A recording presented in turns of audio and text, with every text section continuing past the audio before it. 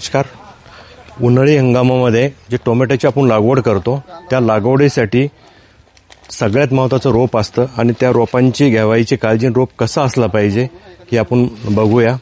आज जे आहेत आपण उन्हाळ्यामध्ये जे टोमॅटोच्या रोपांची लागवड करतो तर ते रोपं जे आहे तर ते सशक्त असलं पाहिजे. आज आपण बघतोय त्याचा स्टम असला पाहिजे, त्याचे रूट्स आणि ह्या सगळ्या गोष्टी जे तर ह्या प्रॉम्प्ट असेल तरच हे रोपं जे तर जे आपण शेतात लावतो तर ते चांगल्या पद्धतीनं जे इथं परफॉर्म करणार.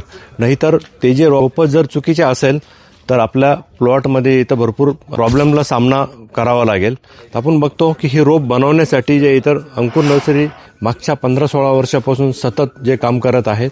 याचं असणारं कोकोपीट असेल, याचा ट्रे असेल, याचा डायमीटर असेल, या सगळ्या गोष्टीवर काम करून जे आहे तर एक सशक्त आणि निरोगी रोपं जे आहे तर तयार करून शेतकऱ्यांच्या बांधापर्यंत देण्याचं काम जे इतर सातत्याने अंकुर नर्सरी करत आहे.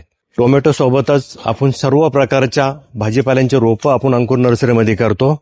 टोमॅटोच्या वेगवेगळ्या व्हरायटी असेल, त्यामध्ये जे ऑर्डर सीड्स असेल त्यांच्या वेगवेगळ्या व्हरायटी असेल, त्या सर्व प्रकारच्या भाजीपाल्याचे रोपं जे इतर अतिशय सशक्त पद्धतीने जे इतर आपण तयार करून हे शेतकऱ्यांच्या बांधापर्यंत आपण नेतो.